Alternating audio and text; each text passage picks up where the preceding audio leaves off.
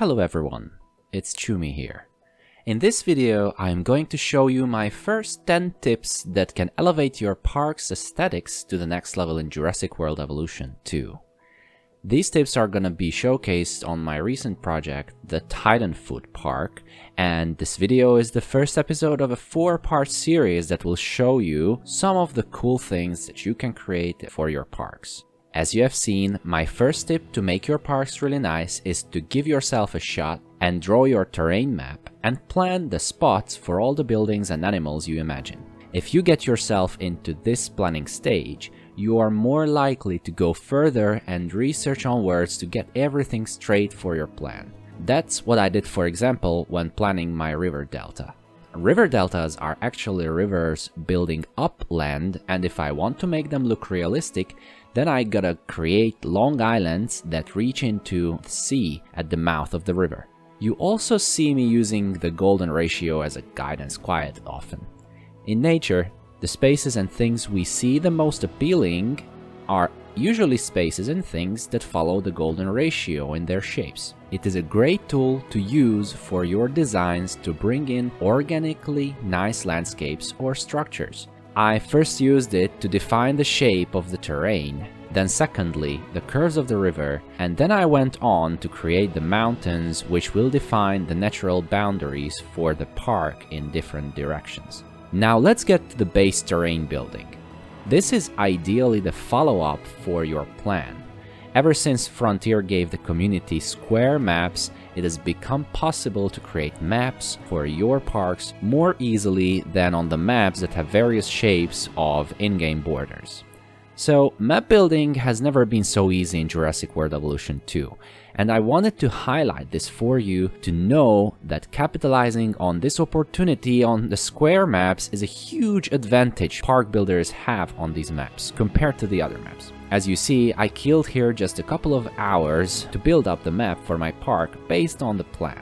It was a fun process, and if I felt a little bit bound to a plan, I knew that I will have some ideas popping up on the go which will be good enough to implement. All of us should remember the key is to be creative and enjoy the process of designing our dinosaur parks. So while the base terrain is getting its final shape, I just want to thank you for being a part of the Choomy Park Builder community and following my channel.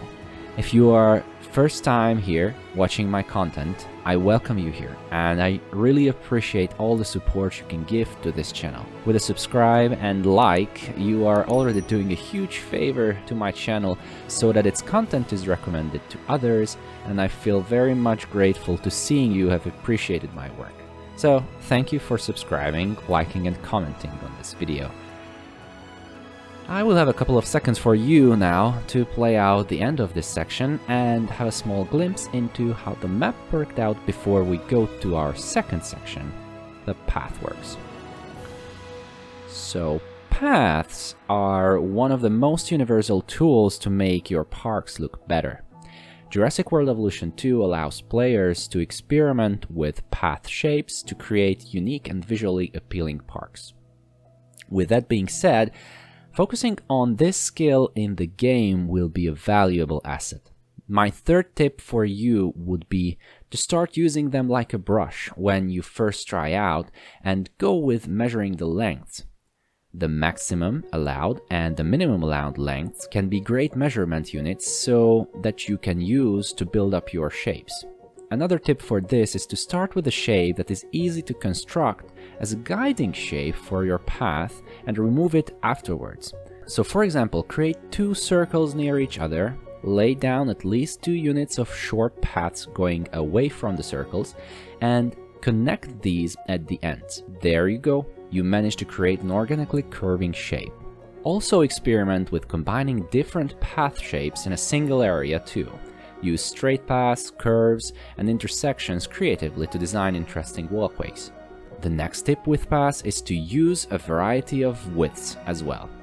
Adjust the width of your paths to suit the scale of your park. Wider paths can accommodate more guests and larger crowds, while narrower paths can create more intimate atmosphere. When combined, you can create a focal point on the larger one being more dominant and seeming closer than the one that is narrower. Other than widths, paths can be combined with so many other aspects. For example, when you utilize different types of paths, each path type can add a different aesthetic to your park.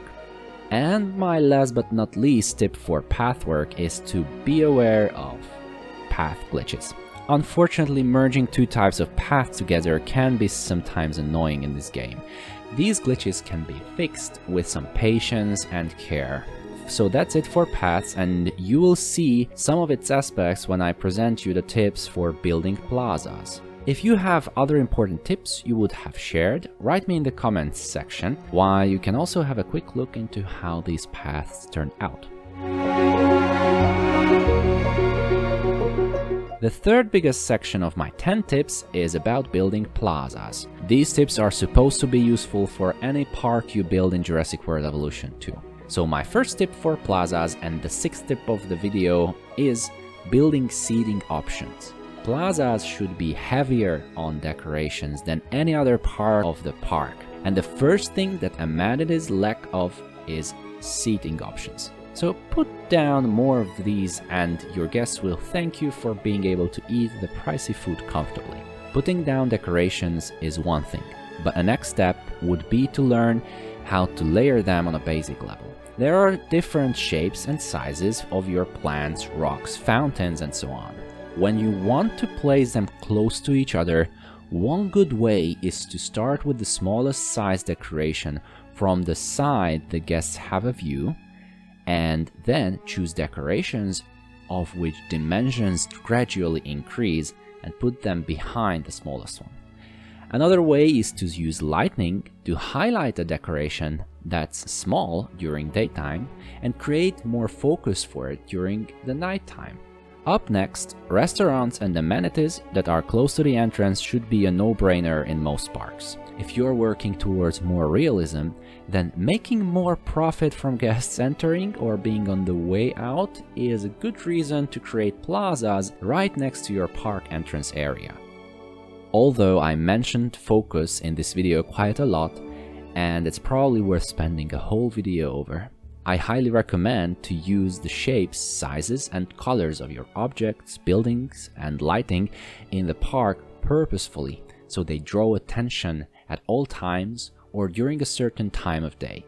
And for my last tip here, I would include low traffic areas as part of your parks as well. Although plazas are for high traffic areas, creating spaces for guests who may want to find more peaceful seating areas can be a very nice detail. Now that we are all set, you have my first 10 tips to just elevate your park's aesthetics immediately.